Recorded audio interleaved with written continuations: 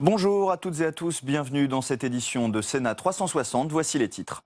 Deuxième journée de consultation en cours à Matignon où Manuel Valls et Myriam El Khomri reçoivent aujourd'hui notamment le patronat sur la loi travail. Nous irons sur place dans un instant. François Hollande de plus en plus candidat à sa réélection. Dans une interview accordée au journal Les Échos, le chef de l'État promet des baisses d'impôts et affirme que oui, cela va mieux sur le front de la croissance et de l'emploi. Décryptage à suivre. Et notre débat sera consacré aux travailleurs détachés dans l'Union européenne, ces salariés étrangers qui peuvent être employés en France avec des charges sociales du pays d'origine. Il serait plus de 300 000 par an dans ce cas. Et vous pouvez réagir à nos débats sur Twitter avec le hashtag Sénat360. Et tout au long de cette édition, nous serons évidemment en direct avec nos journalistes Tam Tranuy en salle des conférences, Saveria Rojek dans l'hémicycle du Sénat et Oriane Mancini à Matignon où les partenaires sociaux sont reçus. C'est le multiplex de Sénat 360.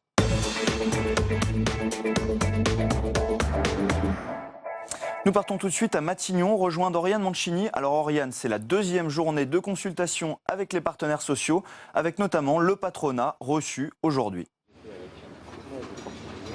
Et oui Jérôme, après les syndicats hier, c'est au tour du patronat d'être reçu cet après-midi à Matignon. Et le plus attendu, c'est bien sûr Pierre Gattaz qui arrivera ici à 15h15. Pierre Gattaz, le président du MEDEF, qui s'entretiendra avec Manuel Valls et Myriam El Khomri. À un moment où les tensions sont très vives entre le gouvernement et le MEDEF. Il sera suivi à 16h de François Asselin, le président de la CGPME. Et enfin, ce sera Jean-Pierre Crouzet pour l'UPA, les artisans, d'être reçus ici à 16h45. Alors au menu des discussions cet après-midi, c'est toujours le rôle de la branche. Hier, Myriam El Khomri a annoncé qu'elle allait déposer des amendements pour clarifier et réaffirmer le rôle de la branche. Une manière pour le gouvernement de lâcher du lest sans toutefois, bien sûr, toucher au cœur du texte, puisque l'exécutif l'a redit, il ne sera pas question de toucher à l'article 2. Et comment les propositions ont-elles été accueillies, Oriane ? Eh bien Jérôme, ces propositions, elles n'ont pas vraiment fait bouger les lignes. Loin de là, elles ont été évidemment bien reçues par les syndicats réformistes.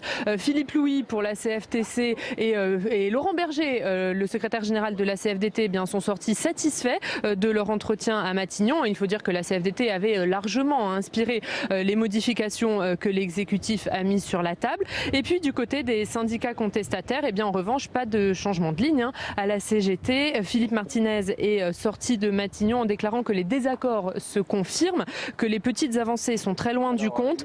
Légère inflexion du côté de Force ouvrière, puisque Jean-Claude Mailly a souligné un progrès. Mais aujourd'hui, les syndicats opposés à cette loi travail ont publié un communiqué appelant à poursuivre la mobilisation, regrettant que le gouvernement reste sourd aux propositions. Alors Jérôme, cet après-midi, on attend donc la réaction du patronat, un patronat opposé à ces modifications. Pierre Gattaz a déjà dit que sa position, c'était alerte rouge. Voilà donc qui promet donc un échange très vif entre Manuel Valls et Pierre Gattaz. Pierre Gattaz qui fera donc son entrée dans la cour de Matignon d'ici une dizaine de minutes. Merci beaucoup Oriane. J'accueille maintenant sur le plateau notre chroniqueur politique Mickaël Zamès. Bonjour Mickaël. Bonjour Jérôme. Et on va évoquer ensemble l'interview que François Hollande a accordée au journal Les Échos. Que faut-il en retenir ? Appelez-le comme vous voulez, peut-être le président candidat. En tout cas, c'est ce qu'on peut en conclure quand on lit cet entretien accordé aux Échos. Il y en a pour tout le monde, avec un ton un peu différent.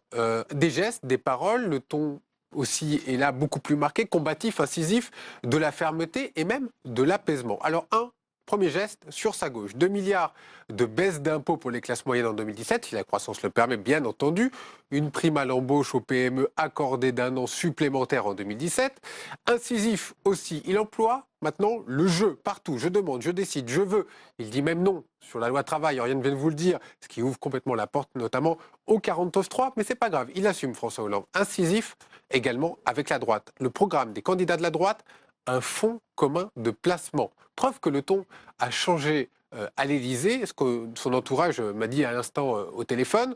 Il est temps de rendre coup pour coup combatif, incisif, ferme avec sa gauche également. La gauche, dans sa diversité, doit se rassembler, sinon elle laissera la place à la droite ou à l'extrême droite. C'est un peu moi ou le chaos. François Hollande s'est donc trouvé un nouvel ennemi. Oui, il n'a jamais été aussi bon d'ailleurs que lorsqu'il a un adversaire et quand il a une sorte de bête noire. Vous vous rappelez bien évidemment de ce discours de Bourget, mon ennemi c'est la finance. Vous vous rappelez également qu'en 2012, Nicolas Sarkozy était cet adversaire qu'il ne nommait jamais, accusé un peu de tous les malheurs du monde. Cette fois, il associe les partisans du Brexit aux nationalistes et se pose donc un peu comme un rempart. Alors son nouvel adversaire s'appelle, au choix, comme vous voudrez, le populisme, le nationalisme, l'extrémiste, là aussi, c'est moi ou le chaos. Il manque donc l'apaisement, quand même, à l'opposé de son Premier ministre. Il fait un signe vers la CGT. Vous n'êtes pas responsable des débordements dans les manifestations. Un geste un petit peu vers cette gauche, cet électorat de gauche qui lui manque tant aujourd'hui dans les sondages. Trahir cette gauche qui dit aussi qu'elle a trahi. Trahir, cela aurait été de laisser le pays dans l'état où je l'ai trouvé. Nicolas Sarkozy a dû lire avec beaucoup d'attention cette interview et de conclure. Je m'en expliquerai devant les Français autant que nécessaire. Vous avez le programme, vous avez la carte postale envoyée par François Hollande, il ne manque plus que le timbre et vous oblitérez. Merci beaucoup, Mickaël.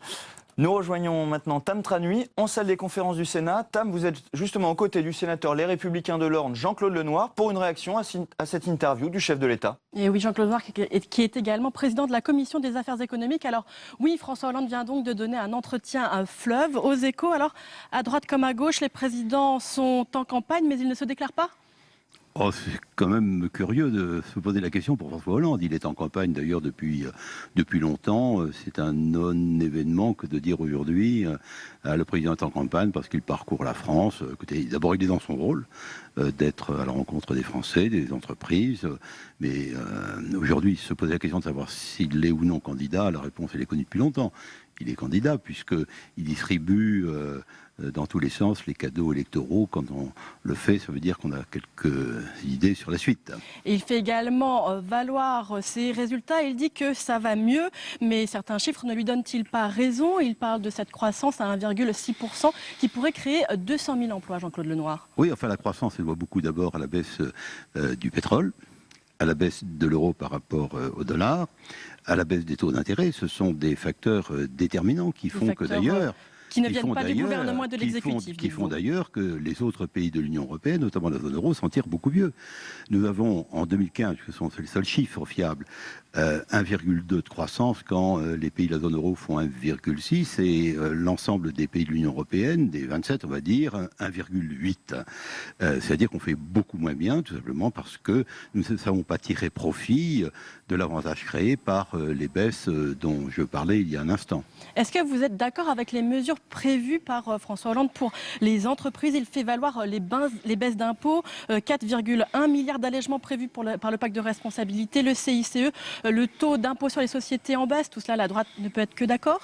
C'est une opération de diversion. Quand on voit la hausse des impôts depuis que François Hollande est président de la République, on est quand même stupéfait de voir qu'aujourd'hui on nous annonce des baisses d'impôts. Savez-vous que pour les ménages qui ont été massacrés, notamment les classes moyennes, les familles, on se retrouve au niveau des impôts de 2011. Ça veut dire qu'entre-temps, ils ont beaucoup augmenté. Alors, revenir à l'étiage de la période qui avait précédé l'arrivée de François Hollande montre simplement qu'il y a un peu de sagesse aujourd'hui au niveau gouvernemental et du président de la République.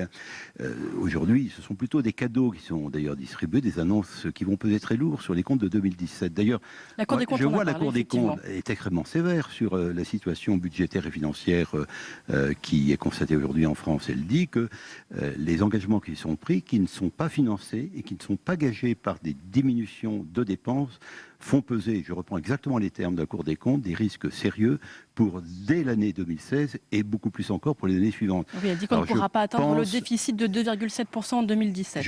C'est évident depuis longtemps, c'est bien d'ailleurs les chiffres contredisent les affirmations du secrétaire d'État au budget. Le déficit est plus important, la Cour des comptes l'a relevé. Aujourd'hui, nous avons une situation financière qui est extrêmement préoccupante et donc tout ça à l'encontre de ce qui nous est raconté. Un mot, Jean-Claude Lenoir, quand même, sur ce tacle de François Hollande au programme économique de la droite. Il dit que c'est plus de dépenses dans tous les domaines et moins d'impôts dans tous les autres. Que lui répondez-vous? Alors écoutez, j'ai lu son interview.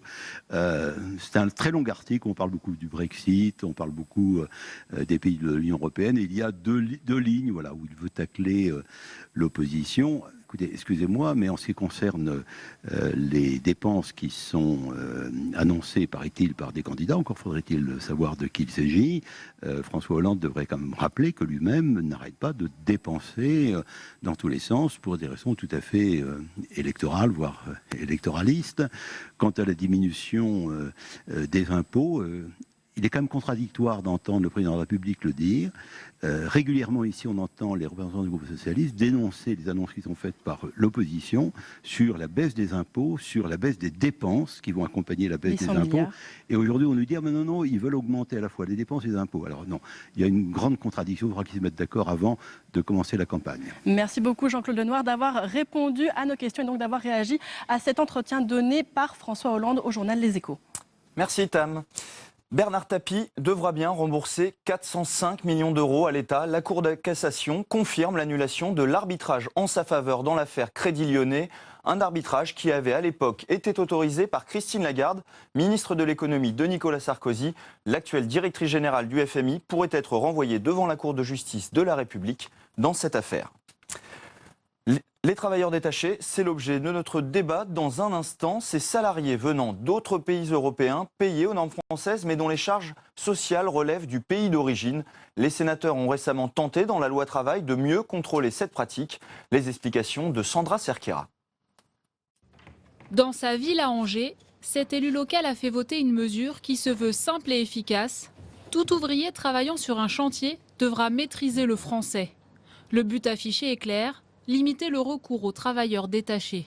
Ça devrait limiter l'intérêt de recourir aux travailleurs détachés et favoriser un peu plus que ça ne l'est aujourd'hui la main-d'œuvre locale, la main-d'œuvre qui maîtrise le français. C'est la raison pour laquelle, en tant que maître d'ouvrage, notre office HLM a décidé d'introduire cette clause dans ses cahiers des charges. C'est le principe de la clause Molière, inventée en mars dernier par l'adjoint au maire d'Angoulême.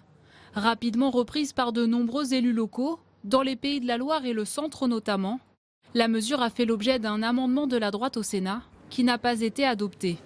Pour les centristes, c'est une mesure d'affichage inefficace. Si des pays européens nous demandaient la réciprocité, ça voudrait dire que nous avons beaucoup de travailleurs détachés français à l'étranger, puisqu'on est le 4e pays exportateur de travailleurs détachés.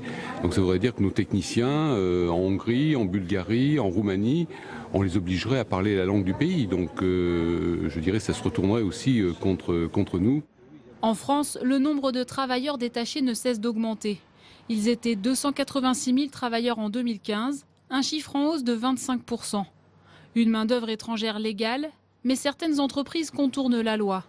Non-déclaration des ouvriers, non-respect du temps de travail ou encore du salaire minimum. Conséquence, il y aurait aussi 220 000 travailleurs illégaux en France. Et depuis quelques mois, le gouvernement a intensifié les contrôles.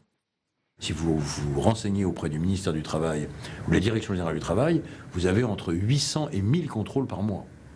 Vous avez des inspecteurs et des inspectrices du travail dédiés à cette activité. Et pour mieux lutter contre le détachement illégal, le Sénat propose aussi d'alourdir les sanctions en étendant à 2 ans la peine d'interdiction au marché public pour toute entreprise condamnée.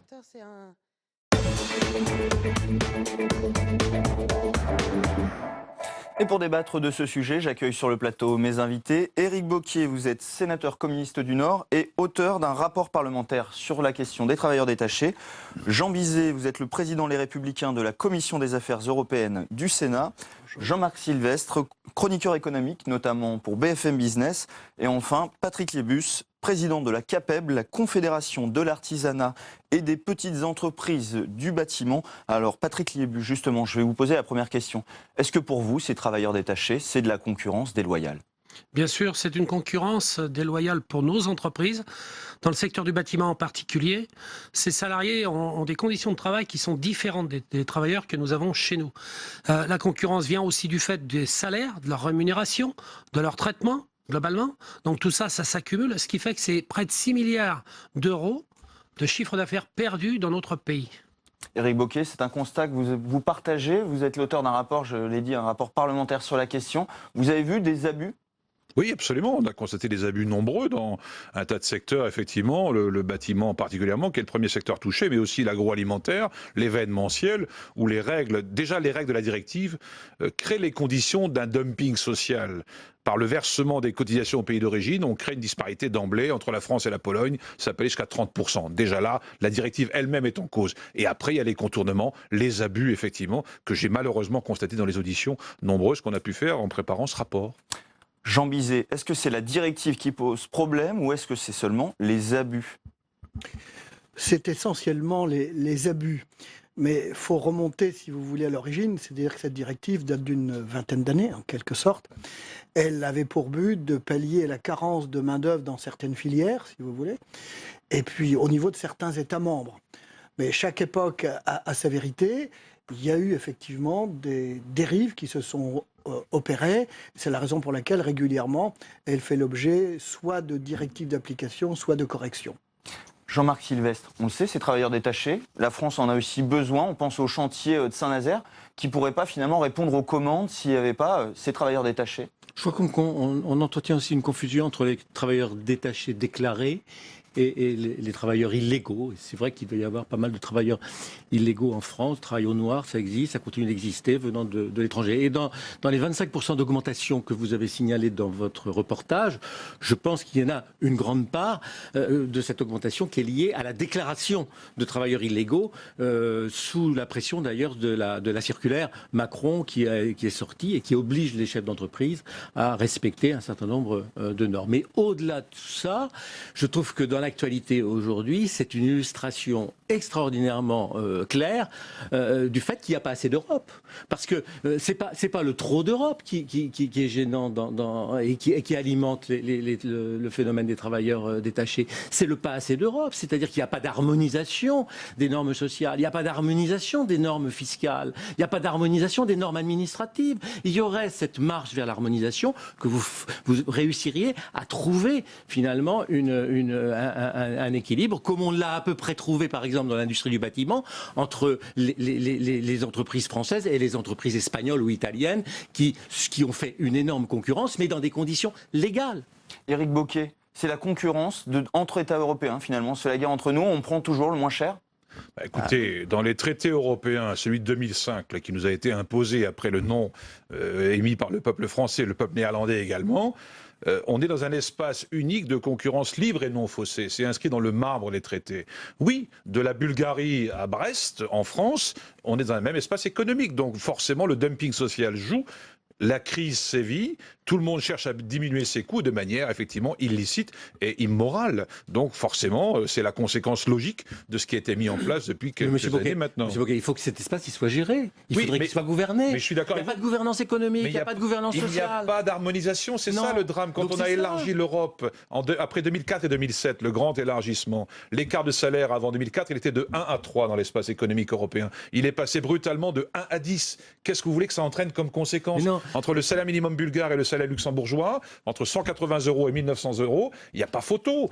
La concurrence va forcément aller chercher le coût le plus bas. Exactement. Et c'est là le drame. Il n'y a pas d'harmonisation sociale dans cette Europe. Elle n'est même pas envisagée. Mais c'est bien pour ça que s'il y a un projet de réforme de l'Europe, ce projet il devra aller vers plus d'harmonisation et vers le plus de gouvernance. Mais ça va d'ailleurs être très intéressant de voir ce qui se passe en Angleterre, en Grande-Bretagne, parce que les Anglais ont voté contre l'immigration. On va en parler juste après. Je voulais avoir la réaction de Jean Bizet. Vous êtes quand même le président de la Commission des affaires européennes. C'est un problème d'Europe ou de pas assez d'Europe? Pas assez d'Europe. Ah oui, bien sûr. Pas assez d'Europe. Et puis le temps économique va tellement plus vite que le temps politique que nous avons du mal à suivre. Alors aujourd'hui, il y a quand même un acquis important, c'est-à-dire qu'on est arrivé à faire admettre qu'à travail égal, salaire égal, sur un même lieu. Alors il reste l'harmonisation fiscale, sociale, pardon. L'harmonisation sociale. La complexité administrative fait que comme la durée du détachement en moyenne c'est à peu près 103 jours en France, on a du mal à obtenir cette harmonisation parce que le temps d'élaborer les dossiers, etc. Mais je pense qu'à terme, nous y parviendrons. Mais je reviens avec une délégation de collègues de la Commission des affaires européennes du Sénat d'un déplacement de 48 heures en Pologne. Les Polonais sont extrêmement remontés contre précisément l'attitude française et d'un certain nombre de pays parce qu'ils veulent conserver cet acquis de venir nous envoyer un certain nombre de, je dirais, de ressortissants. Donc, moi, je crois qu'il faut regarder et analyser cette directive détachement des travailleurs un petit peu dans le temps. Elle a été améliorée, notamment en 2014. Il faudra encore quelques temps pour arriver à parfaire ce grand marché unique, parce que l'objectif, c'est ça.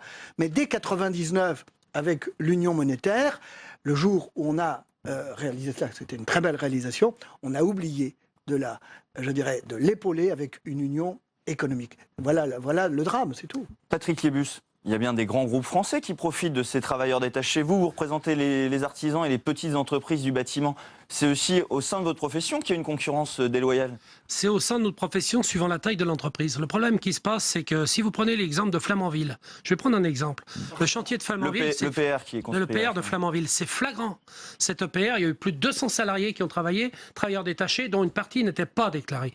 Ça veut dire que c'est le recours de ces grosses entreprises simplement pour faire du dumping vis-à-vis des petites entreprises. En plus, avec leur système, les artisans qui pouvaient être quelquefois en accès direct ou en sous-traitance n'accèdent plus à ces marchés parce que de fait, vu les charges que l'on a en France, ils sont au-dessus de ces tarifs-là. Donc on perd en compétences.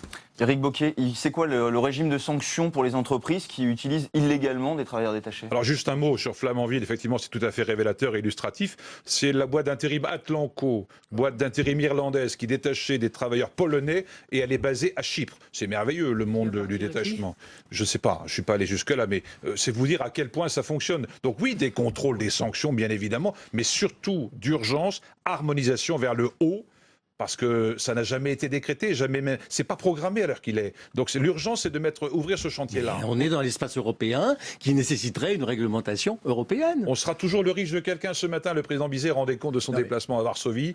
Très intéressant. En Pologne, il y a 1 million de travailleurs ukrainiens qui prennent des emplois que les Polonais ne veulent pas faire. En gros, on est toujours le Polonais, entre guillemets, de quelqu'un. Forcément, on trouvera toujours un coût inférieur ailleurs. Et si après, il faut aller au-delà de l'Ukraine, on ira à Ceylan, on ira à Singapour, et ainsi de suite. C'est la fuite en avant, c'est la chute, et c'est le dumping sans limite. Jean Bizet, la question des travailleurs étrangers, elle a été au cœur du débat du Brexit dans la campagne sur le référendum. Les travailleurs étrangers étaient pointés du doigt. Est-ce qu'on en est là en Europe à finalement toujours montrer du doigt les étrangers qui viendraient prendre le travail? Sur l'affaire du Brexit, permettez-moi de redire encore une fois, malheureusement on ne l'a pas souvent et suffisamment entendu, qu'il y a de la part de nos amis britanniques une hypocrisie la plus totale, pour la bonne raison, c'est que le modèle économique anglo-saxon a été construit là-dessus. Et c'est leur politique, je dirais, économique et sociale qui a été très attractive pendant un bon moment donné et qui aujourd'hui, si vous voulez, a dépassé certaines limites et leur revient en pleine tête, si vous voulez. Donc, ce n'est pas l'Europe, là. C'est précisément parce qu'ils ont joué dans la cour de l'ultralibéralisme. Donc, faut faire attention à cela. Moi, je pense qu'en France, on est beaucoup plus équilibré. Le seul point de désaccord que j'ai avec mon ami Éric Bocquet, c'est que l'harmonisation, elle est nécessaire. Se fera-t-elle par le haut? Je crois très sincèrement, sans vouloir vous provoquer, que le modèle social français ne fait plus spécialement rêver et surtout, il ne sera pas, je dirais, possible dans la conjoncture actuelle. On n'en a plus trop les moyens. Donc il faudra trouver un équilibre. Je suis un Normand, c'est peut-être pour ça. Il faudra trouver un équilibre. Jean-Marc Sylvestre, je vous ai vu réagir sur l'hypocrisie des Anglais qui finalement ont construit leur modèle là-dessus. Oui, ils ont restauré leur compétitivité, notamment au niveau industriel, sur l'automobile, qui ne leur appartient plus, mais qui appartient à des investisseurs étrangers qui sont venus s'installer en Grande-Bretagne pour cette raison-là, d'une part, et pour pouvoir avoir accès au marché européen avec le passeport. Et puis, ils ont restauré leur compétitivité dans l'industrie pharmaceutique, dans l'industrie qui avait disparu en Angleterre complètement, et beaucoup plus d'ailleurs que par la livre sterling et par l'indépendance de leur politique monétaire. Hein. Et donc ils ont raconté des salades. Et moi je voudrais faire un bilan de leur solde migratoire dans 1 an ou 2. Je ne pense pas qu'ils aient varié beaucoup dans leurs proportions. Ils sont obligés. Ça ne peut fonctionner que de cette façon-là. Ils ont bâti un modèle qui aujourd'hui explose. Patrick Liebus, est-ce que les entreprises françaises, elles en profitent aussi On l'a entendu dans le sujet, la France est le 4e pays à envoyer des travailleurs détachés. Je ne sais pas si ça concerne vos petites entreprises ou les artisans ou si c'est plutôt les grosses entreprises, mais est-ce qu'on n'y perdrait pas finalement si on revenait sur ce principe? Alors la différence, elle est bien simple. Quand vous avez les travailleurs détachés qui viennent de Pologne, de Roumanie ou autres, peu importe, hein, quand ils viennent travailler chez nous, le problème qu'il y a, c'est qu'ils amènent des compétences et savoir-faire d'un certain niveau. Mais quand on l'envoie, nos travailleurs chez nous, quand ils vont travailler à l'étranger, en général, on envoie des ingénieurs. Quand ils vont travailler dans des grands groupes à l'étranger, parce que en fait c'est des filiales, c'est quand même pas tout à fait le même niveau. Et quand on m'explique qu'il faut apprendre à parler la langue du pays dans lequel on travaille, et qu'on dit que nous on a ce problème-là de l'autre côté, je m'excuse, quand ils partent en général ils parlent anglais, et ils s'en sortent très bien. Donc ça ne pose pas de problème. Le problème qu'il y a, c'est qu'à un moment donné, c'est comment dans un pays de droit comme la France, on peut autoriser le traitement de l'homme tel qu'il est fait actuellement. C'est absolument scandaleux, c'est un scandale. On est dans un pays, alors moi je veux bien qu'on explique tout ce qu'on veut. On est dans un pays où il y a plus de 4 millions de personnes qui sont en recherche d'emploi ou au chômage. Comment fait-on pour arriver à réactualiser, réégaliser tout ça? On n'y arrivera pas. Et puis en plus, on a un système social peut-être qu'il est décrié. Non, mais vous faites l'amalgame avec les travailleurs illégaux.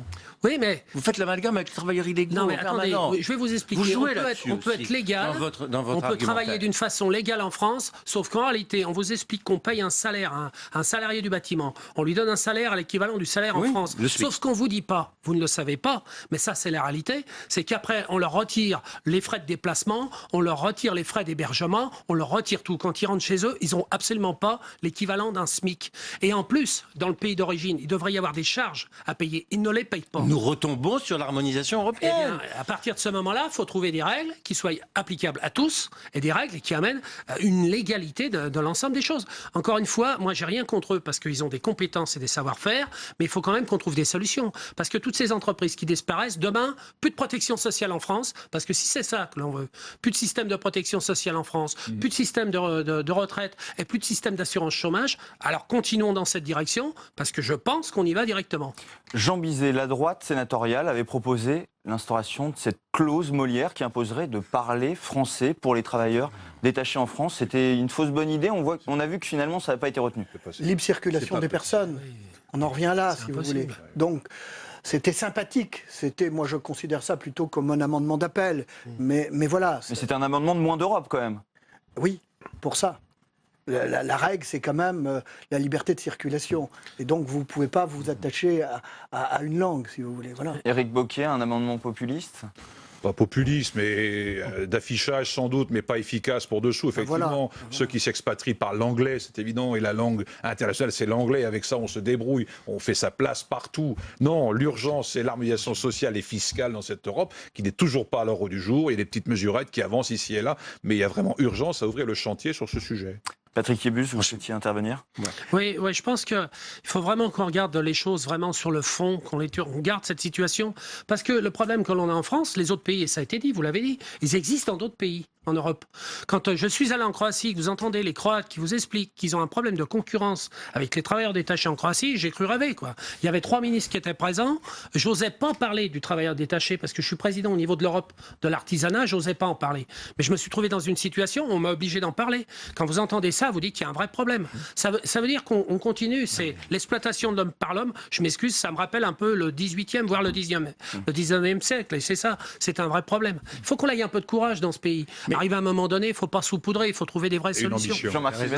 Non, mais c'est un tout petit peu en marge par rapport à votre sujet. Mais quand je vois qu'actuellement, il y a des réflexions, il y a des décisions qui sont en train d'être prises pour essayer d'attirer à Paris et en Ile-de-France une partie du business que les Anglais vont être obligés de laisser partir, notamment dans l'industrie financière. Quand je vois, et c'est très intéressant d'essayer de voir si l'attractivité parisienne ou l'attractivité de l'Île-de-France va permettre justement de retenir et de faire revenir des activités. Mais quand je vois que par ailleurs on va obliger ces gens-là à parler français, non mais je rêve parce que c'est pas comme ça que ça fonctionne. Jean Bizet.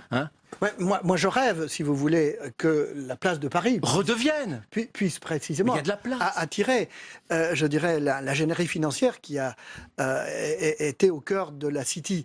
Sauf que, au travers de nos charge sociale, Bien au sûr. travers de notre fiscalité, au travers de notre complexité administrative, je ne pense pas malheureusement, et je le regrette profondément, que nous soyons très attirants.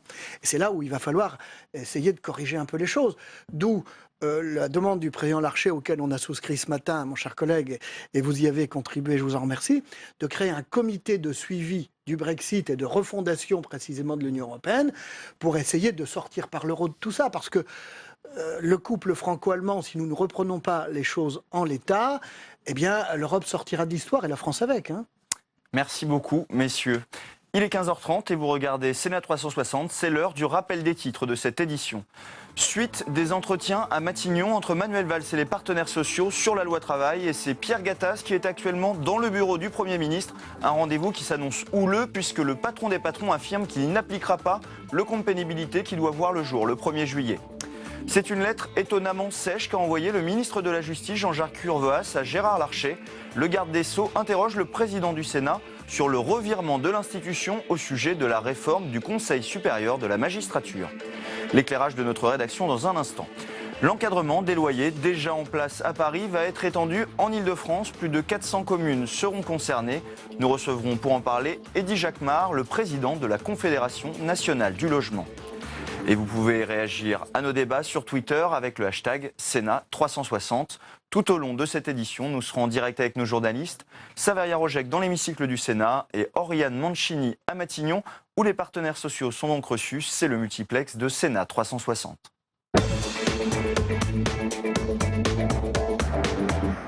Nous retrouvons tout de suite Oriane Mancini dans la cour de Matignon, où Pierre Gattaz est actuellement en discussion avec le Premier ministre et Myriam El Khomri. Oriane.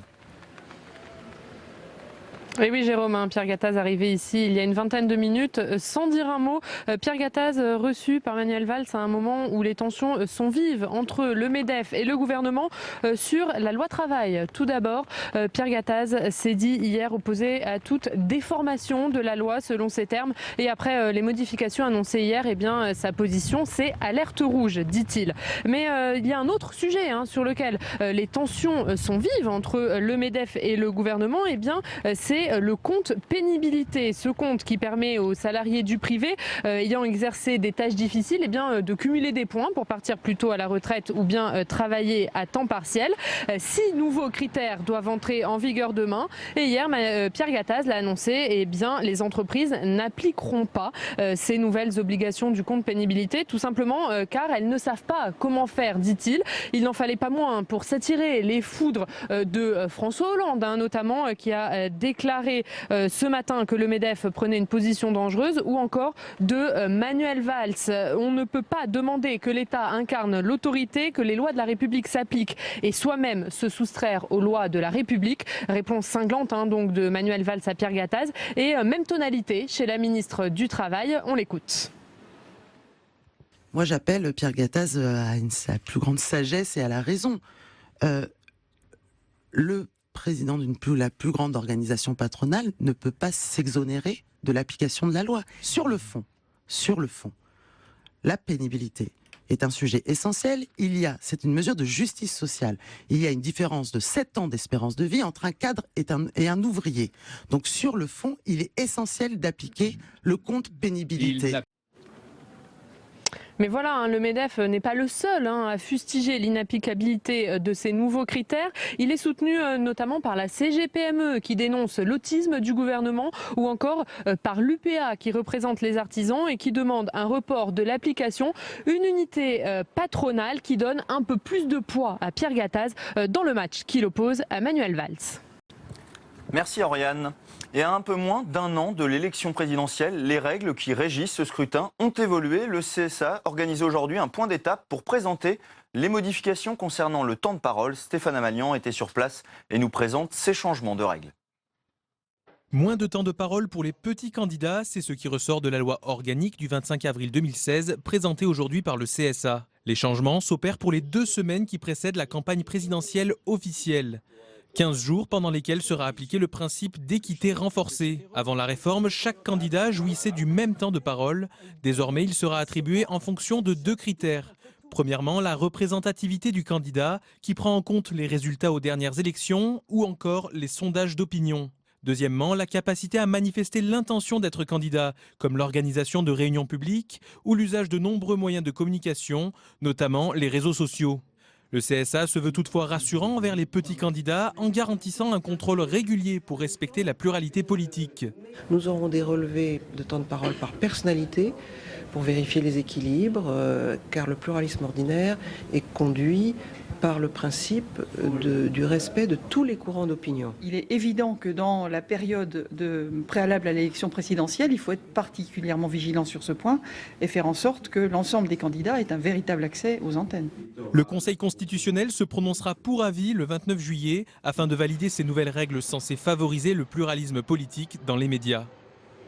La réforme du Conseil supérieur de la magistrature fait son retour et on va en parler avec notre chroniqueuse parlementaire Tam Tranhuy. Bonjour Tam. Bonjour Jérôme. C'est le garde des Sceaux, Jean-Jacques Urvoas, qui relance le débat dans une lettre qu'il a adressée la semaine dernière à Gérard Larcher. Et oui, une lettre plutôt sèche dans laquelle Jean-Jacques Urvoas regrette le revirement du président du Sénat sur la réforme du Conseil supérieur de la magistrature. Ça a été dévoilé dans l'Obs hier soir. Alors Gérard Larcher écrit « Le garde des Sceaux était favorable à la réforme en 2013. Le ministre de la Justice comptait d'ailleurs là-dessus. Mais voilà, il a été déçu par les dernières interventions publiques du président du Sénat qui a enterré cette révision constitutionnelle. » Alors cette réforme du CSM, c'était une promesse de François Hollande. Où en est-on exactement ? Écoutez, la réforme a été lancée finalement plutôt rapidement puisqu'elle a été lancée en 2013. Et le texte, à l'époque, eh bien, il bouleverse la composition du CSM. Il parle aussi du mode de nomination du président. Mais surtout, eh bien, l'idée principale, c'est d'assurer l'indépendance des procureurs vis-à-vis du pouvoir politique. Et pour cela, eh bien, le texte oblige le ministre de la Justice à suivre l'avis du Conseil supérieur de la magistrature pour nommer ces magistrats. Alors, printemps 2013, l'Assemblée nationale adopte le texte, mais voilà, au mois de juillet, le Sénat, qui pourtant à l'époque est à gauche, eh bien, bouleverse tout puisqu'il y a une alliance entre, à l'époque, UMP, centristes, RDSE, pour absolument tout retirer dans le texte, sauf cette histoire d'avis conforme du CSM. Et à l'époque, eh bien, Jean-Jacques Urvoas est député et il dit qu'on a vidé le cœur du texte. Mais depuis, bien, il est devenu ministre de la Justice et cette réforme, à minima, lui suffirait. D'ailleurs, au mois d'avril 2016, il a tout fait pour que l'Assemblée nationale adopte le texte exactement dans les mêmes termes, ce qu'elle a fait. Donc, théoriquement, tout le monde était après d'accord et donc François Hollande pourrait être victorieux en cas de congrès convoqué. Ben vous l'avez dit, hein, c'était théorique, puisqu'il est hors de question pour la droite d'offrir sur un plateau ce congrès réussi à l'exécutif, cela surtout quelques mois avant la présidentielle. Et c'est pour ça qu'elle a changé d'avis, selon Jean-Jacques Urvoas, lorsqu'il évoque dans sa lettre l'idée qu'il faut dépasser les simples considérations du moment. Et la réponse de Philippe Bas, le président de la commission des lois du Sénat, ne s'est pas fait attendre. Eh bien, c'est au président de la République de convoquer le Congrès. Donc, si le garde des Sceaux n'est pas content, il n'a qu'à aller voir François Hollande. Et puis, selon lui, ce n'est vraiment pas la priorité. Aujourd'hui, la justice, eh bien, elle se plaint de ses moyens et pas de cette indépendance des magistrats. Et puis, entre l'Europe, l'emploi et le chômage, eh bien, on a bien d'autres chats à fouetter. Tout cela, c'est finalement que de la communication politique, voire politicienne. Et oui, la fin de la lettre, d'ailleurs, a beau brosser Gérard Larcher dans le sens du poil en évoquant, je cite, sa déterminante influence. Bien, ne vous faites pas d'illusions, hein, Jean-Jacques Urvoas n'espère pas une minute que sa demande va aboutir. De fait, le courrier, il a été rendu public avant même que les services de la présidence du Sénat puissent réellement s'en saisir. Et puis ici, les sénateurs de droite disent qu'il n'y avait finalement que deux objectifs. Un, que les médias en parlent. Vous voyez, eh bien, ça fonctionne. Deux, refiler la patate chaude au Sénat, c'est-à-dire faire porter la responsabilité de l'échec sur ses épaules. La droite sénatoriale, finalement, avec son refus, fait aussi de la politique politicienne, mais elle répond coup pour coup. Bref, tout cela ne fait pas vraiment avancer la fameuse réforme du Conseil supérieur de la magistrature et cette question de l'indépendance du parquet, un véritable serpent de mer qui pourtant, sur le fond, met tout le monde d'accord. Merci beaucoup, Tam. Et nous retrouvons maintenant Saveria Rojek dans l'hémicycle du Sénat où une proposition de loi pour stabiliser les revenus agricoles va être discutée. De quoi s'agit-il, Saveria ? Eh bien, l'idée, Jérôme, c'est, comme vous venez de le dire, de stabiliser les revenus agricoles. Il faut savoir que la PAC, la fameuse politique agricole commune, permet déjà ce type de mécanisme, mais ça n'a pour l'instant jamais été appliqué dans aucun pays de l'Union. Aujourd'hui, les régions françaises choisissent plutôt les aides à l'agriculture biologique ou encore le soutien à l'investissement financement. Et bien ce texte, il cible une autre urgence, les revenus des agriculteurs. Une urgence car comme l'expliquent les auteurs du texte, de nombreuses exploitations sont aujourd'hui au pied du mur. En cause bien sûr la volatilité des prix agricoles et les très nombreuses charges qui pèsent sur les agriculteurs. Alors sur le financement, les sénateurs proposent d'étoffer, de sécuriser le mécanisme. Et puis enfin, la proposition de loi demande au gouvernement un rapport sur la future politique agricole commune, la PAC, qui devra, on le sait, être réformée en 2020, comme l'explique un des auteurs de cette PPL, le sénateur socialiste du Gers, Franck Montaugé.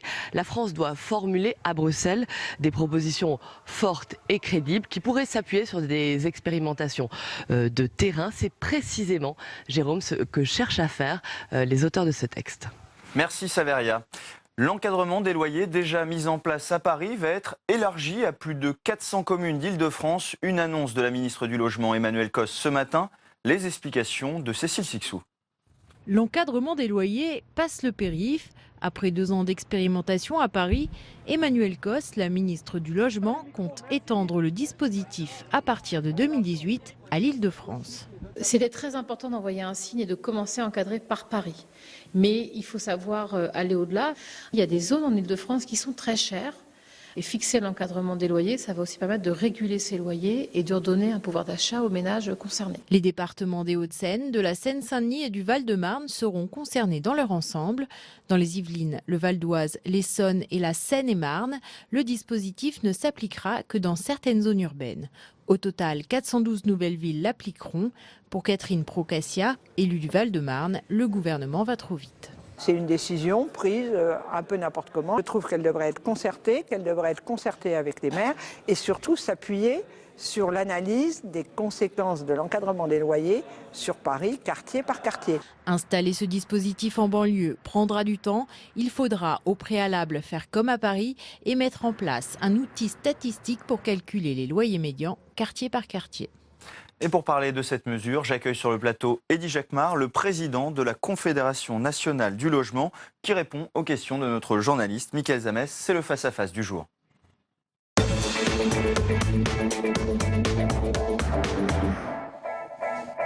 Bonjour Eddy Jacquemart. Bonjour. Est-ce que vous avez été surpris par cette annonce ? Non, pas surpris. En fait, c'est une annonce qui ne surprend pas la CNL et de toute façon qui ne se mettra en place qu'en 2018. Donc on est plutôt surpris que ça ne soit pas fait plus tôt, puisque cette loi, la loi Allure qui prévoit l'encadrement des loyers, a été votée par le Parlement en 2014. Donc nous, ce qui nous a surpris en 2014, c'est qu'on n'applique que dans une seule ville l'encadrement des loyers, alors que le Parlement avait voté pour une application dans 28 agglomérations. Petit rappel historique, en 2014, elle est votée sous le gouvernement de Jean-Marc Ayrault. Manuel Valls arrive et il dit que ce n'est pas forcément une bonne loi. Elle est gelée et puis voilà ce qui arrive. C'est-à-dire qu'on arrive en 2016, elle est appliquée à Paris et finalement appliquée aussi à la petite couronne. Vous ne trouvez pas ça un petit peu bizarre qu'une loi qui est supposée pas forcément bonne soit appliquée après ? Alors, une loi qui n'est pas bonne, de toute façon, nous, là-dessus, on avait été assez critiques à la CNL. Je dis bien pas forcément, parce qu'il y a un principe et puis il y a aussi ce qui va avec. Le principe d'encadrement des loyers, nous, la CNL, on est pour. Simplement, la mise en place de ce qu'on appelle l'application de la loi. L'application de la loi était en effet très compliquée, mais pour des raisons que nous avions dénoncées à l'époque. Et si on avait travaillé cette loi en amont avec la ministre de l'époque, Madame Duflot, je pense qu'on aurait pu apporter davantage de solutions, et notamment, je pense, sur la collecte des loyers. La collecte des loyers qui se fait en fait par les agences immobilières privées, sans aucun contrôle de l'État, ce n'est pas satisfaisant pour Alors, restons un un petit peu fiable. sur le principe de la loi. Est-ce que vous pouvez nous expliquer en quelques mots en quoi ça consiste très précisément pour ceux qui ne savent pas exactement ? Oui, en fait, c'est assez compliqué. C'est assez simple, je vais essayer d'être simple pour l'expliquer. C'est compliqué parce qu'en fait, on part déjà d'une mauvaise base. On parle du loyer médian, en fait. On parle du loyer médian et on essaie de faire une moyenne, je dirais, d'application de ce loyer sur le fond. Et en fait, il faut que les locataires puissent saisir un tribunal, en fait, une commission de conciliation, pour demander la baisse de loyer. Donc vous voyez, c'est quelque chose de très compliqué. Eh oui. On part de moyennes de loyer qui ne sont pas contrôlées. Et ça, c'est quelque chose qui, pour nous, de toute façon, c'est une mesure que nous avions à l'époque dénoncée comme inefficace. Mais par contre, nous, la CNL, puisque la loi a été votée, on ne comprend pas pourquoi elle ne s'applique pas quand même partout en France, avec justement l'aide des associations et une application plus importante des associations. Donc vous demandez finalement à ce qu'elle soit appliquée partout, pas seulement à Paris. Partout. Même si, Dans les 27 même si vous trouvez que la loi n'est pas forcément bonne. Non, on trouve que la loi n'est pas forcément bonne. C'est un peu étrange quand même. Non, on trouve que la loi n'est pas forcément bonne, puisqu'il y a des décrets qui devraient être d'application qui devraient être plus précis et plus efficaces si on associe les associations de locataires dans ce dispositif. Là, ça pourrait être intéressant. Est-ce que ça fait presque 1 an maintenant que cette loi est rentrée en vigueur à Paris? Quel est le bilan que vous pouvez faire? Le bilan, c'est qu'il est plutôt positif? Le bilan est très légèrement positif. Puisqu'en fait, on a une petite baisse de certains loyers et on a aujourd'hui 70 cas de saisine de locataires à la commission de conciliation. Oui. Ça veut dire qu'il y a 70 locataires qui ont saisi véritablement les autorités pour faire baisser leur loyer. On a du mal à comprendre si ça fait beaucoup ou pas. C'est pas beaucoup. Ouais. C'est Donc la loi est largement applicable à Paris. Elle est appliquée, applicable et ça fonctionne à peu près. Ça fonctionne, on va dire, très doucement et ce n'est pas complètement efficace puisque 70 locataires sur une ville comme Paris, c'est rien du tout en fait. Est-ce que vous estimez que, on le voit notamment avec les spécialistes de l'immobilier qui criaient au loup quelque part sur cette loi en disant qu'il n'y aurait plus assez de logements finalement sur le marché. Est-ce que ça a été cela selon vous? Non, les gens... C'était une crainte alors, pas vraiment fondée? Non, les propriétaires, en fait, ils ont crié au loup parce que dès l'instant qu'on parle de réglementation, ça leur fait peur. Mais ils n'ont pas retiré leurs biens du marché. Ou si on le retirait, leurs biens du marché, c'est pour le mettre dans des locations comme style, je ne vais pas faire de publicité, mais style Airbnb, les plateformes de location touristique meublées. Est-ce que vous avez vu cette baisse des loyers sur Paris? Elle n'est pas forcément due à la loi. Ah, c'est difficile C'est un peu l'autorégulation, non? Je n'ai pas dit que les loyers avaient baissé à Paris de façon uniforme. Bien sûr. Voilà, il y a eu des toutes petites touches de baisse sur certains loyers, notamment sur des appartements très importants. Alors, de dire que c'est la loi ou de dire que c'est le marché, qui peut le savoir? Ça, je ne sais pas. D'accord. Je ne suis pas spécialiste du marché immobilier pour le dire. Oui, il y a quelques semaines, il y a quelques mois, vous écriviez au président de la République pour lui demander d'ajouter un volet logement dans la loi qui est actuellement en examen à l'Assemblée nationale sur l'égalité et la citoyenneté. Est-ce que vous avez obtenu gain de cause? Pas du tout. Donc cette loi aujourd'hui, égalité et citoyenneté, n'a d'égalité et citoyenneté que dans le titre, puisque cette loi aujourd'hui, elle va renforcer les ghettos de pauvres. Donc c'est quelque chose qui pour nous aujourd'hui n'est pas satisfaisant. Nous avons d'ailleurs écrit à la CNL un cahier d'amendements avec près de 16 amendements qu'on a transmis à tous les parlementaires, députés et comme sénateurs, pour véritablement faire évoluer cette loi dans le bon sens. Ça bouscule un petit peu la loi SRU telle qu'elle est connue aujourd'hui? La loi SRU, donc, elle est renforcée. On ne cesse depuis 2016 de la renforcer. Moi, je trouve que c'est intéressant, mais en même temps, c'est très long et dommage qu'on ne soit pas allé, je dirais, sur une décision plus radicale, donc, notamment pour rendre inéligibles les maires qui n'appliquent pas la loi. Moi, si je conduis trop vite, on me retire mon permis de conduire. Moi, j'estime qu'un maire qui ne respecte pas la loi SRU, on devrait lui retirer son permis d'être maire et d'être inéligible au niveau de sa commune. Cette loi était annoncée un petit peu comme une révolution. Est-ce que vous admettez qu'elle puisse faire bouger les lignes?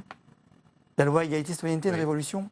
Je ne vois pas du tout en quoi ça serait une révolution. Hollande avait annoncé cette loi comme étant aussi... Non, c'est pas une révolution, c'est... au moment du quinquennat. En tout cas, pas une révolution qui va pour nous dans le bon sens. Une révolution qui va dans l'autre sens, en tout cas, mais pas dans le sens progressiste du terme. Donc, encadrement des loyers, loi égalité citoyenneté, tout ça ne va pas dans le bon sens pour Non, on s'était dit que la loi égalité citoyenneté ça aurait pu être la copie de rattrapage de la loi Allure, et en fait, pas du tout. C'est au contraire, je dirais, la poursuite de la loi Boutin, qui avait fait beaucoup de mal au logement social à l'époque, en 2009. Donc, c'est quelque chose de compliqué pour nous, la CNL, en fait. D'accord. Et les détracteurs, dernière question très rapide, les détracteurs disent que c'est pour saluer le travail de Cécile Duflot Tu en fais un peu de politique? La loi Allure. Hein. Oui.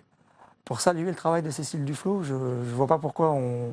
Non, je ne comprends pas ce que ça pourrait faire, ça. C'était une question au cas où, sur la politique en tout cas. Merci beaucoup d'avoir été notre invité, Eddy Jacquemart, président de la Confédération nationale du logement. Merci Mickaël.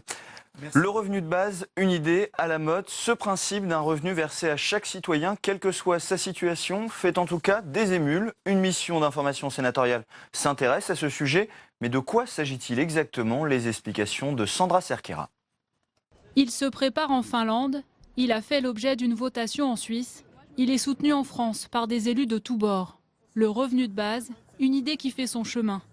Le principe est simple, verser à chaque Français, sans aucune condition, un revenu mensuel pour assurer les besoins primaires. Une mesure qui peut paraître utopique, mais elle est également soutenue par certains libéraux, car ce revenu universel pourrait remplacer bon nombre d'allocations et d'aides déjà existantes, dans un souci de simplification. Il n'y a pas besoin pour l'administration de vérifier votre situation ou de la contrôler ou alors éventuellement de vous sanctionner. Donc là, il y a un gain de bureaucratie. Et il y a un autre gain qui est un gain d'efficacité qui est que les allocations ne modifient pas les comportements. Vous voyez, il n'y a pas de comportement stratégique de la part des gens, on ne joue pas avec ces allocations, il n'y a pas d'effet d'aubaine, de gain d'opportunité. Le revenu universel porté par les écologistes au Sénat se veut une réponse dans une société où le plein emploi se fait de plus en plus rare. Il y a les robots qui rempliront un certain nombre de tâches, qu'on aura des périodes d'inactivité et que malgré tout, chaque individu doit avoir les moyens de vivre et d'être dans la société. Et donc ce n'est pas une utopie que de donner la place à chacun en considérant que l'activité, le travail va connaître des bouleversements et qu'il faut s'y préparer. Chez les Républicains, certains sénateurs s'y opposent clairement, estimant qu'instaurer un revenu de base ne favoriserait pas l'envie de travailler et d'entreprendre, mais conforte plutôt un esprit d'assistanat. Alors la mission d'information sénatoriale sur ce sujet du revenu de base travaille actuellement et auditionne en ce moment même des personnalités. Je vous propose d'écouter un extrait de ces auditions. Il s'agit de l'intervention de Baptiste Milando, économiste favorable à cette mesure. Un extrait sélectionné par Jason Vils.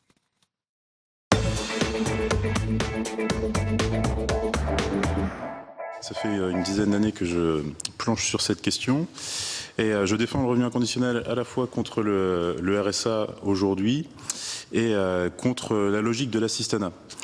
Donc je vais essayer de vous présenter ma position de principe et puis ensuite sans doute qu'on pourra revenir sur des questions plus techniques.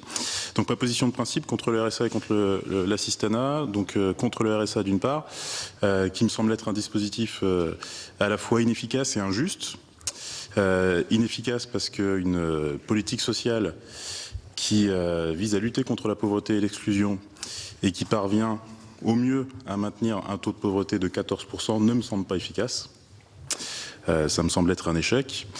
Injuste ensuite, puisque le RSA se contente au final de maintenir ses bénéficiaires dans une situation de pauvreté. Elle maintient dans la pauvreté, elle stigmatise et elle exclut. On peut présenter le RSA, parfois on le présente comme une main tendue. Cette vision ne me semble pas satisfaisante, en tout cas pas pour un montant de 524,68 €. À 524,68 €, s'il y a une main tendue, c'est uniquement celle des bénéficiaires qui ont parfois tellement honte de devoir faire la demande qu'ils ne font pas la demande pour bénéficier de cette prestation.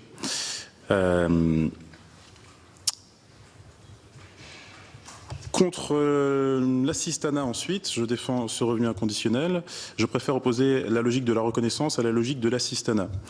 L'assistanat repose sur une logique de défiance, un postulat d'inactivité des bénéficiaires, alors que la reconnaissance repose sur une logique de confiance et sur la reconnaissance du travail de tous. Donc pour résumer, je propose de sortir du RSA, à la fois parce que son montant me semble insuffisant et puis aussi parce que son fondement ne me semble pas être le bon. Alors je défends un revenu inconditionnel qui est à la fois suffisant et versé au nom de la contribution de tous à l'enrichissement collectif. Je vois deux justifications à cela. D'une part, le refus de la pauvreté. Un refus de la pauvreté qui implique la reconnaissance d'un droit inconditionnel à un revenu suffisant. Et puis la reconnaissance du travail de tous qui implique, elle aussi, la reconnaissance d'un droit inconditionnel à un revenu suffisant. Nous ne pouvons pas donc nous satisfaire du RSA, nous ne pouvons pas davantage nous contenter de proposer un revenu inconditionnel de 500 €.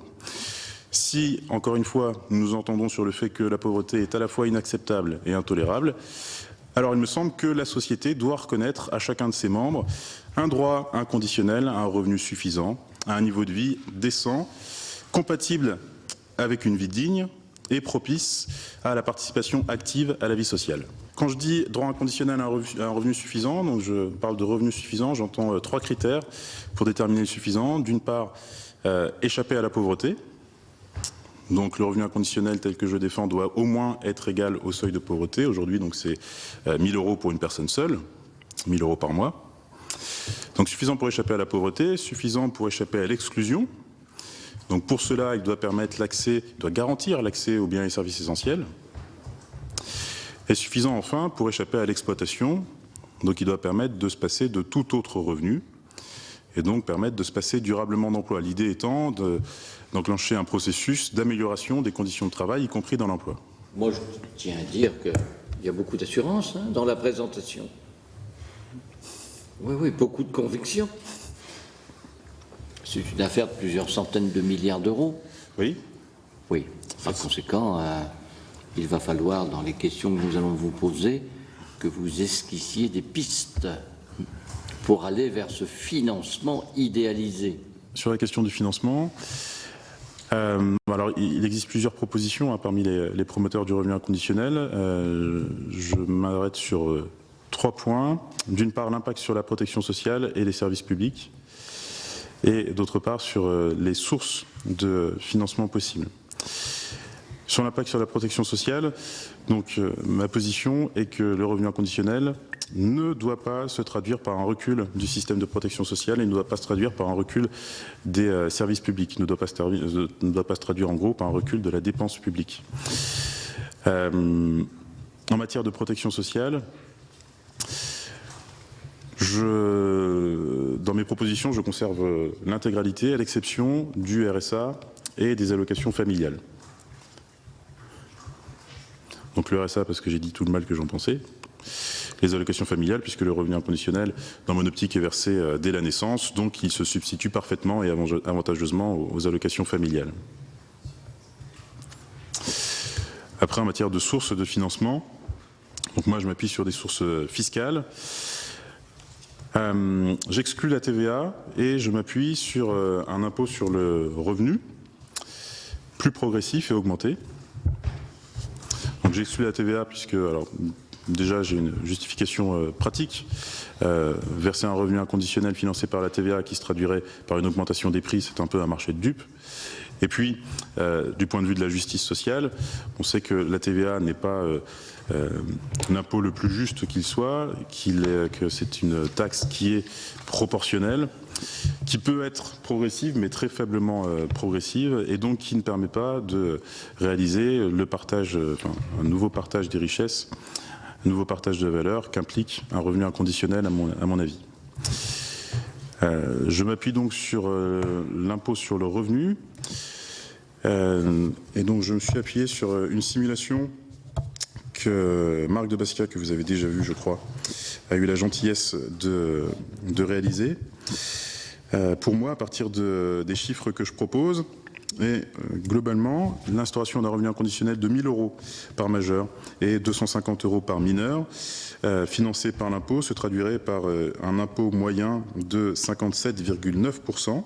57,9%, ce qui se traduirait concrètement par une augmentation du niveau de vie des 8 premiers déciles et un recul du niveau de vie des 2 derniers déciles. Donc je peux vous donner quelques exemples de variation des revenus, des niveaux de vie.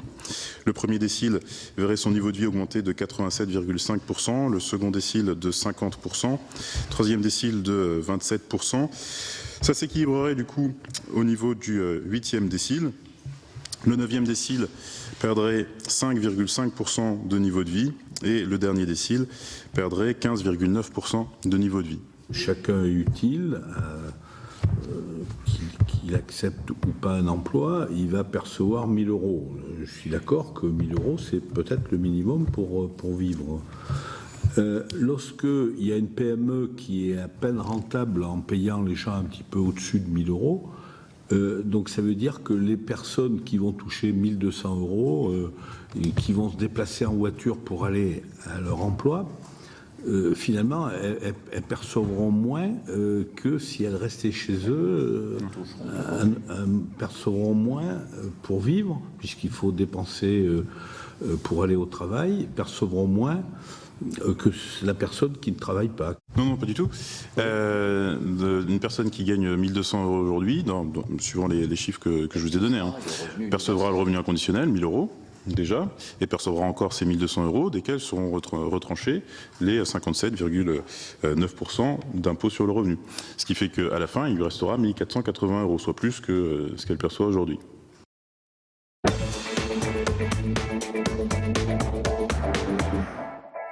Il est 16h et vous regardez Sénat 360. Tout de suite, le rappel des titres. Deuxième journée de consultation en cours à Matignon où Manuel Valls et Myriam El Khomri reçoivent aujourd'hui le patronat sur la loi travail. Nous irons sur place dans un instant. Les règles de la présidentielle ont changé pour le prochain scrutin. Mode de collecte des parrainages, temps de parole des candidats et comptes de campagne sont impactés. Ce sera l'objet de notre débat. Et nous terminerons cette édition avec un reportage au musée du Luxembourg qui expose actuellement les chefs-d'œuvre de Budapest, une exposition à aller voir avant le 10 juillet. Et vous pouvez réagir à nos débats sur Twitter avec le hashtag Sénat360. Tout au long de cette édition, nous serons en direct avec nos journalistes, Saveria Rojek dans l'hémicycle du Sénat et Oriane Mancini à Matignon où les partenaires sociaux sont reçus. C'est le multiplex de Sénat 360.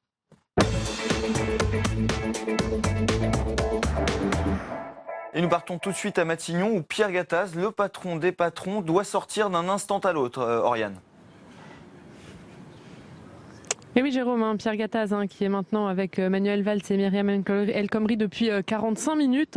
Il doit sortir d'une minute à l'autre puisque François Asselin, le président de la CGPME qui lui succède, vient tout juste d'arriver ici dans la cour de Matignon. Et puis à 16h45, c'est Jean-Pierre Crouzet, le président de l'UPA, qui clôturera la séquence de négociations avec les partenaires sociaux. Et clore la séquence, c'était justement l'objectif de ces consultations, cette séquence sur la loi travail qui dure maintenant depuis 4 mois entre les manifestations dans la rue et l'examen du texte au Parlement.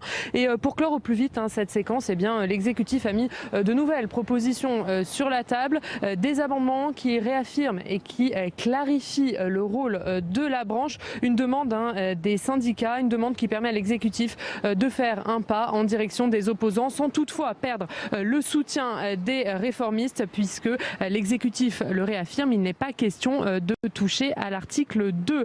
Les positions à l'issue de ces 2 jours de négociations, elles n'ont pas vraiment changé. Les syndicats réformistes sont sortis satisfaits. Le patronat reste opposé à toute déformation de la loi. On verra dans quelques instants la réaction de Pierre Gattaz, le président du MEDEF. Et puis les syndicats opposés à la réforme, CGT et FO en tête, ont publié un communiqué regrettant que le gouvernement reste sourd aux propositions et appelant à poursuivre la mobilisation durant le débat parlementaire. Un débat parlementaire justement qui reprendra mardi le 5 juillet, jour du retour du texte à l'Assemblée nationale. Et l'autre objectif de la séquence, il était là pour l'exécutif, donner des gages à la gauche de sa majorité, aux frondeurs pour éviter d'avoir un recours au 49.3. Un frondeur des frondeurs qui disent désormais que le compromis semble possible. Mais voilà, le gouvernement se prépare quand même à avoir recours au 49.3. François Hollande l'a redit ce matin dans une interview aux Échos et puis Myriam El Khomri l'a dit hier pour mieux préparer les esprits. Le 49.3 n'est pas un passage en force. Merci Oriane. L'encadrement des loyers déjà mis en place à Paris va être élargi à plus de 400 communes d'Île-de-France. Une annonce de la ministre du Logement Emmanuelle Cos ce matin. Les explications de Cécile Sixou.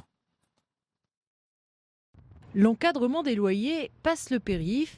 Après 2 ans d'expérimentation à Paris, Emmanuelle Cos, la ministre du Logement, compte étendre le dispositif à partir de 2018 à l'Île-de-France. C'était très important d'envoyer un signe et de commencer à encadrer par Paris.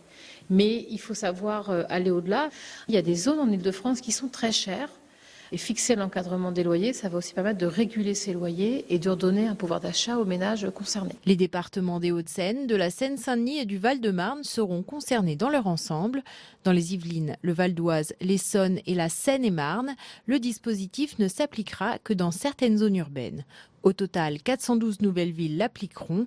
Pour Catherine Procassia, élue du Val-de-Marne, le gouvernement va trop vite. C'est une décision prise un peu n'importe comment. Je trouve qu'elle devrait être concertée avec les maires et surtout s'appuyer sur l'analyse des conséquences de l'encadrement des loyers sur Paris, quartier par quartier. Installer ce dispositif en banlieue prendra du temps. Il faudra au préalable faire comme à Paris et mettre en place un outil statistique pour calculer les loyers médians quartier par quartier. Bernard Tapie devra bien rembourser 405 millions d'euros à l'État. La Cour de cassation confirme l'annulation de l'arbitrage en sa faveur dans l'affaire Crédit Lyonnais. Un arbitrage qui avait à l'époque été autorisé par Christine Lagarde, ministre de l'économie de Nicolas Sarkozy. L'actuelle directrice du FMI pourrait être renvoyée devant la Cour de justice de la République dans cette affaire. Nous retrouvons maintenant Saveria Rojek dans l'hémicycle du Sénat où la proposition de loi pour stabiliser les revenus agricoles est discutée. De quoi s'agit-il exactement, Saveria ? Eh bien, vous venez de le dire, Jérôme, il s'agit donc de créer un fonds de stabilisation des revenus agricoles. Alors, il faut préciser que ce type de mécanisme existe déjà, il est prévu dans la politique agricole commune, mais il n'a jamais été mis en place dans aucun pays de l'Union. Aujourd'hui, les régions françaises, elles choisissent plutôt les aides à l'agriculture biologique ou bien le soutien à l'investissement. Ce texte, lui, cible une autre urgence, donc les revenus des agriculteurs. Une urgence car, comme l'expliquent les auteurs de la proposition de loi, de nombreuses exploitations sont aujourd'hui au pied du mur.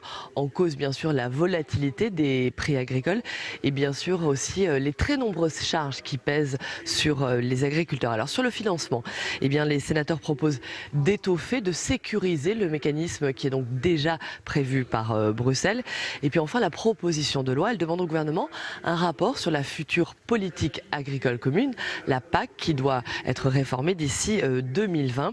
Comme l'explique un des auteurs de cette PPL, le sénateur du Gers, le sénateur socialiste Franck Montaugé, la France doit formuler à Bruxelles des propositions fortes et crédibles, étayées par des expérimentations de terrain. C'est précisément, Jérôme, ce que prévoit ce texte. Merci Saveria. À un peu moins d'un an de l'élection présidentielle, les règles qui régissent ce scrutin ont évolué. Ce sera l'objet de notre débat dans un instant. Mais avant cela, je vous propose de regarder ce qui change concrètement dans ce scrutin dès l'année prochaine. Un sujet de Stéphane Amalian. Moins de temps de parole pour les petits candidats, c'est ce qui ressort de la loi organique du 25 avril 2016, présentée aujourd'hui par le CSA. Les changements s'opèrent pour les 3 semaines qui précèdent la campagne présidentielle officielle.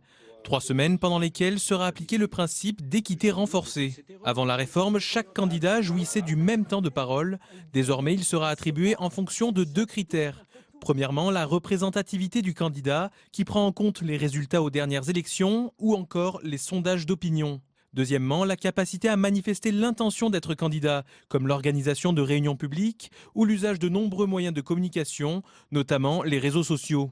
Le CSA se veut toutefois rassurant envers les petits candidats en garantissant un contrôle régulier pour respecter la pluralité politique. Nous aurons des relevés de temps de parole par personnalité pour vérifier les équilibres, car le pluralisme ordinaire est conduit par le principe du respect de tous les courants d'opinion. Il est évident que dans la période préalable à l'élection présidentielle, il faut être particulièrement vigilant sur ce point et faire en sorte que l'ensemble des candidats aient un véritable accès aux antennes.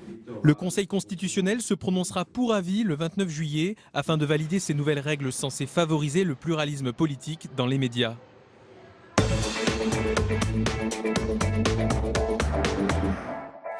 Pour débattre de ce sujet, j'accueille sur le plateau mes invités. Corinne Lepage, vous êtes la présidente du mouvement CAP 21 et ancienne candidate à l'élection présidentielle.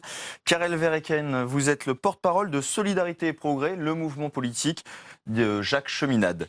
Et enfin, Emmanuel Rivière, directeur du pôle Opinion chez TNS Sofras. Bonjour à tous. Bonjour. Alors, on va d'abord aborder la question des parrainages, parce que là aussi, il y a des modifications. Et Karel Verheken, concrètement, vous êtes celui en gros qui essaye de récolter les parrainages des maires pour Jacques Cheminade. Qu'est-ce que ce changement de règle a changé pour vous ? Qu'est-ce qui change pour la démarche de notre part, ça ne change pas grand-chose. C'est-à-dire, nous sommes en train de contacter les 36 000 maires de France en particulier, qui sont des élus de proximité, qui sont très loin du monde politique de Paris, qui sont des gens qui veulent le bien, qui veulent défendre l'intérêt général, qui veulent surtout que quelqu'un de nouveau puisse éventuellement s'exprimer et apporter quelque chose qui porte contestation.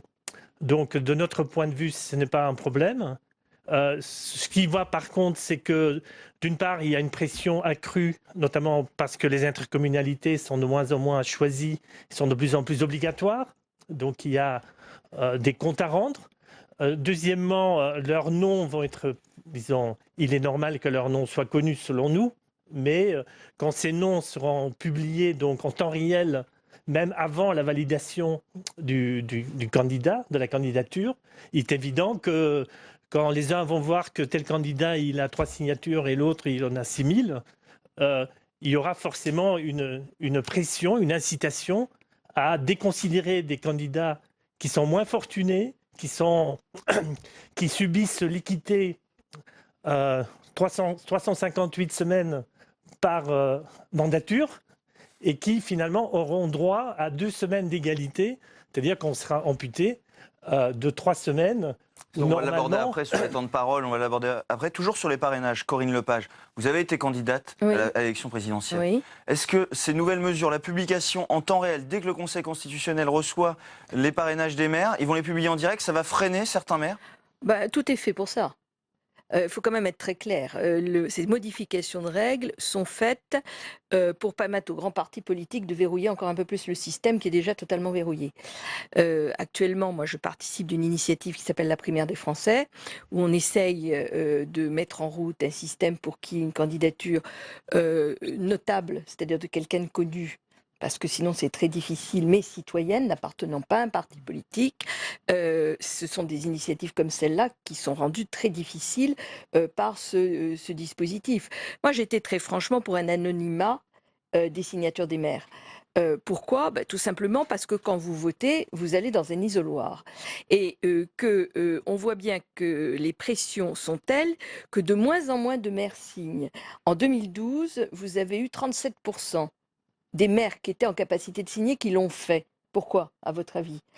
Parce qu'ils considèrent qu'ils risquent quelque chose et que ça ne leur apporte strictement rien, ce qui est la vérité. Donc, ce système aujourd'hui est une fois de plus fait par les partis politiques pour les partis politiques, et c'est, me semble-t-il, détourner totalement l'esprit de l'élection présidentielle, l'esprit de la Ve République, où le général de Gaulle avait voulu en 62 que ce ne soit pas une élection de partis politiques. Or, les partis politiques ont fait en sorte que ça ne devienne qu'une élection de partis politiques. Et plus on peut verrouiller pour les partis politiques, et les grands bien entendu, et mieux c'est pour eux. Je crois que là encore, et c'est chacun peut comprendre l'ambiance qu'il y a aujourd'hui, nous sommes complètement à contre-courant de ce qu'il faudrait faire. Emmanuel Rivière, il y a un grand parti qui, à chaque élection présidentielle, a un psychodrame des parrainages, c'est le Front National.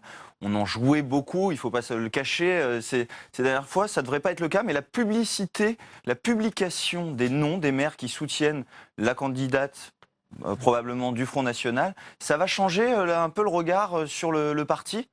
Ça va changer parce qu'on n'aura pas, à cette élection-ci, le psychodrame habituel du Front National, qui joue un peu d'ailleurs de cette difficulté à avoir ces parrainages. Ce sera, je ne pense pas, une difficulté supplémentaire d'avoir la publicité de l'intégralité, d'abord parce que autrefois, jusqu'à présent, le Conseil constitutionnel publiait 500 tirés au sort parmi tous ceux qui avaient renvoyé, donc quand on n'avait pas beaucoup plus de 500. Seulement pour ceux qui avaient obtenu les 500. Pour ceux qui les avaient obtenus, mais ça a toujours été le cas du Front National. Et par ailleurs, il se trouve que c'est plus facile aujourd'hui pour le Front National parce qu'il a beaucoup plus d'élus et que par conséquent, ceux-là n'ont pas de difficulté à avoir, puisqu'ils ont déjà l'étiquette en tant qu'élus, à avoir le parrainage. Par contre, ce que ça change effectivement, parce que vous l'avez assez peu dit, et vous savez 100 fois mieux que moi la difficulté que c'est qu'on va parler tout à l'heure d'égalité. Cette récolte des 500 signatures, c'est déjà un handicap de départ pour les petits candidats. Parce que ce n'est qu'une formalité pour les représentants des 2 principaux partis qui les ont, les gens qui vont signer. Alors que les petits candidats doivent mobiliser des moyens, je parle sous votre contrôle, du temps, des équipes pour les récolter, là où les autres n'ont aucun effort à produire. Il ne peut pas y avoir non plus, Karel Verheyken, d'égalité entre les petits et les grands candidats. Est-ce qu'il y a encore des petits et des grands candidats ou finalement tous les candidats doivent être mis sur le même pied? Si, l'égalité, la fraternité, c'est inscrit sur leur mairie. Et je pense que ce qui est scandaleux, c'est qu'il y a un vol de souveraineté du peuple à travers les élus. Parce que, en fait, il y a déjà un filtre. Le général de Gaulle, dans cette loi du 6 novembre 1962, voulait qu'il y avait 100 parrains. Des présentations, y compris de gens qui n'étaient pas forcément d'accord. On pourrait se retrouver avec une cinquantaine de candidatures. Non. Ensuite, aujourd'hui, quand vous avez 500 élus qui donnent leur présentation à tel ou tel candidat, c'est eux qui décident qui a le droit à un traitement égal. C'est pas le CSA, c'est pas vous, c'est pas moi. C'est quelque part, ces gens représentent une capacité d'opposition. Comme Madame Lepage le dit, on est en train de les museler et de les empêcher. Déjà, ils sont en voie, c'est une espèce en voie d'extinction aujourd'hui, les élus de proximité. Et en plus, on va quelque part porter atteinte, non pas à nous, petits candidats, mais à cette capacité qu'a la France. Parce que ce qui est en jeu, c'est un système de partis contre un système de la Ve République où la présidentielle est un rendez-vous entre un homme ou une femme et le peuple. On va évoquer maintenant les temps de parole, parce que ça, c'est un des points très importants qui est modifié. On va écouter Olivier Schrammeck, le président du SCSA, qui défend le principe d'équité renforcée. L'ensemble des rédactions nous ont dit qu'il y avait une défectuosité dans le principe d'égalité, parce qu'on traitait de la même façon des forces politiques et des personnalités dont l'audience était très différente. Et il y avait même un effet pervers, c'est que cette règle était si difficile à appliquer qu'en réalité, les rédactions consacraient moins de temps à l'actualité politique. Et par conséquent, l'équité renforcée, si elle est surveillée avec attention, permettra de mieux sensibiliser nos concitoyens aux enjeux de cette élection déterminante qu'est l'élection présidentielle. Corinne Lepage, ça vous énerve ce principe d'équité renforcée? D'abord, le fonctionnement du CSA m'énerve. Dans plusieurs élections, j'ai fait des recours au Conseil d'État contre le CSA, qui n'a jamais fait respecter ses propres règles. C'est-à-dire qu'il parle d'équité, il n'est même pas fichu capable de faire respecter des règles d'équité, dont du reste personne ne sait ce que ça veut dire. Parce que ça veut dire quoi? Vous avez des sondages, je me tourne vers vous, Monsieur Rivière, qui disent Monsieur Tartampion, Madame Machin est à 3%. Bon, c'est pas pour ça que le CSA va considérer que vous avez effectivement le droit de 3% du temps de parole.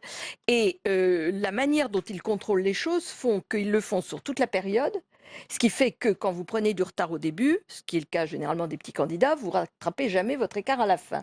Deuxièmement, la belle affaire, que de dire ça intéresse moins certains candidats. Mais attendez, à partir du moment où un candidat est candidat, c'est-à-dire qu'il a ses 500 signatures, comment peut-on considérer dans un pays qui fait de l'égalité entre les citoyens un principe fondamental, que certains ont le droit à quelque chose et d'autres ont le droit à quelque chose d'autre? Ils sont tous candidats. Il n'y a pas de grands et de petits candidats. Il y a des candidats à l'élection présidentielle qui remplissent les conditions pour être candidats. Et donc c'est absolument un système intolérable et je trouve ça extrêmement grave. Et c'est un outil de mépris supplémentaire à l'égard de tous ceux qui ne s'appellent pas républicains ou socialistes.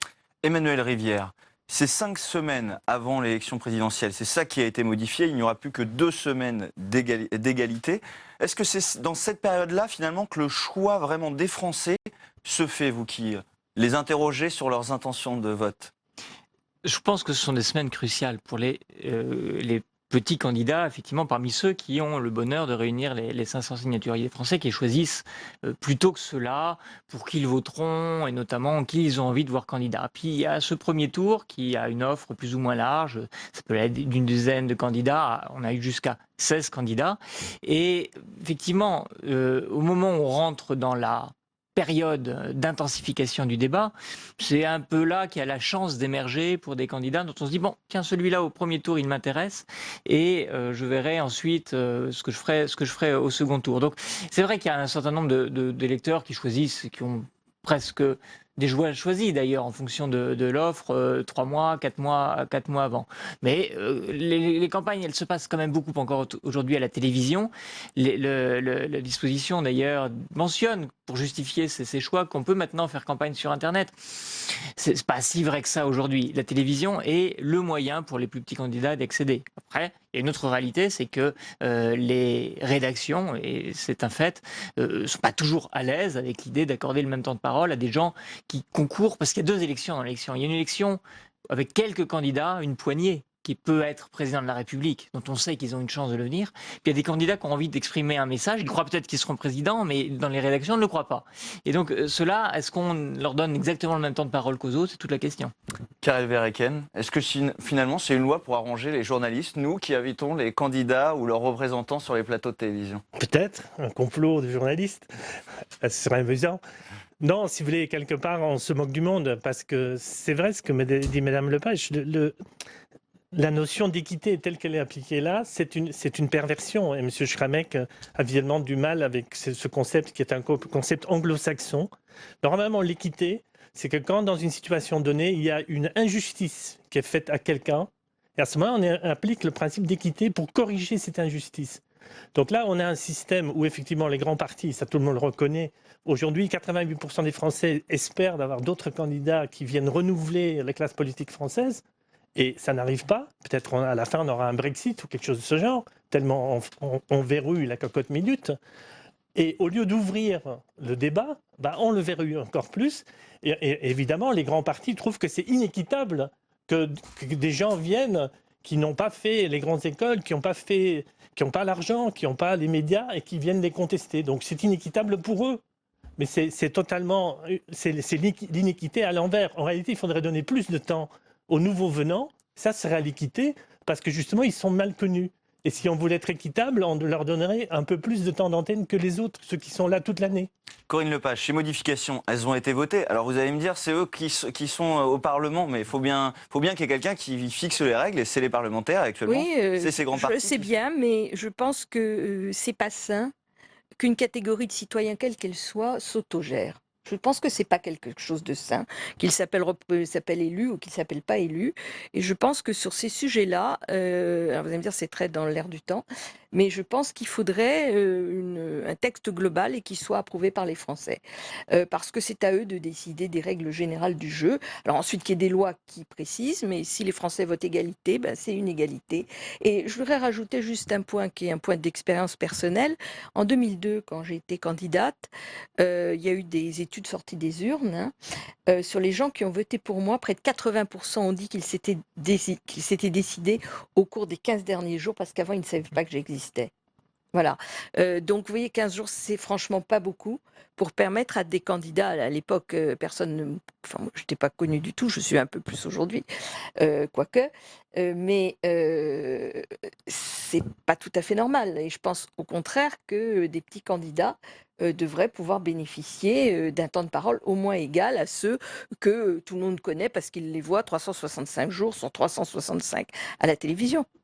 Emmanuel Rivière, c'est en partie sur vos sondages que vont être décidés ces temps de parole. Vous allez devoir finalement faire le baromètre pour classer les candidats à la présidentielle? C'est une lourde responsabilité. Ce qui est rassurant de ce point de vue-là, c'est qu'il faut savoir que l'activité des sondages publiés est une activité en France qui est très contrôlée. Qu'à chaque fois que nous rendons public un sondage, nous rendons aussi à la commission des sondages, et maintenant ce sont des éléments qui sont consultables, tout le détail de la manière dont nous avons conçu, fabriqué nos sondages, vérifié la fiabilité de nos échantillons, ce qui n'est pas le cas dans beaucoup d'autres pays. Alors la question c'est, est-ce que finalement c'est pas un système qui finalement est auto-alimenté par lui-même, où le sondage décrivant un candidat comme n'ayant pas beaucoup de chance diminue les chances. C'est pas totalement faux, et là je dois vraiment plaider à responsabilité. Il y a des gens qui déjà regardent nos sondages avec attention, ce sont les banques. Quand les candidats viennent les voir pour dire on voudrait bien avoir des sous pour financer notre campagne, selon que vous êtes à 1, à 3, à 5 ou à 8, vous n'avez pas le même dialogue. Et ça change beaucoup de choses. Là encore, pas le même crédit, non. Et ça change beaucoup de choses. Donc, c'est vrai qu'il y a... Voilà. Après, ce que l'on mesure, nous, c'est une réalité. Et ça n'a pas empêché des candidats de percer. Et d'ailleurs, il est vrai qu'aujourd'hui, dans nos enquêtes d'intention de vote, on voit qu'il y a une prime aux candidats n'appartenant pas aux grands baronnies politiques et qui, soit à l'extrême gauche, soit avec Nicolas Dupont-Aignan, qui aujourd'hui d'ailleurs fait des scores qui sont très supérieurs à ceux de sa dernière campagne dans les sondages d'opinion, on peut échapper à cette malédiction du petit candidat dans les sondages. Karel Verheyken, il y a d'autres outils qui sont à la disposition des candidats, parce que là, c'est que pour la radio et la télévision. Il y a d'autres outils, il y a notamment les réseaux sociaux, qui pourraient aussi rentrer en compte dans les critères fixés par le CSA. Est-ce que finalement, la contre-attaque des petits candidats, ça va se faire du coup par d'autres biais, les réseaux sociaux Oui, on sera exclu d'un côté, on remontera dans l'autre. On peut être actif sur Twitter, sur Facebook, sur Internet, sur les réseaux sociaux. Mais les méthodes d'exclusion sont quand même, effectivement, il n'y a pas que les médias. Il y a l'exclusion par l'argent. Je vous signale qu'en 62, l'avance forfaitaire, elle était de 1 million de francs. Aujourd'hui, elle est de 150 000 euros. Maintenant, si vous faites le calcul, c'est exactement le même montant, sauf qu'en 1962, avec 1 million de francs, on a acheté 6 à 7 fois plus que ce qu'on achète aujourd'hui avec 150 000 euros. Donc en réalité, on a 6 fois moins. Les candidats ont 6 fois moins d'argent d'avance forfaitaire. C'est une première chose. Ensuite, les sondages, vous dites les sondages. J'ai lu le livre de Philippe de Villiers, dont je ne partage pas les idées forcément, qui dit voilà, le jour où j'ai payé, je veux dire, pour déjà beaucoup de sondages, pour y être, il faut déjà mettre l'argent sur la table. Donc, non, c'est faux. Moi, j'ai des électeurs. Non, c'est faux.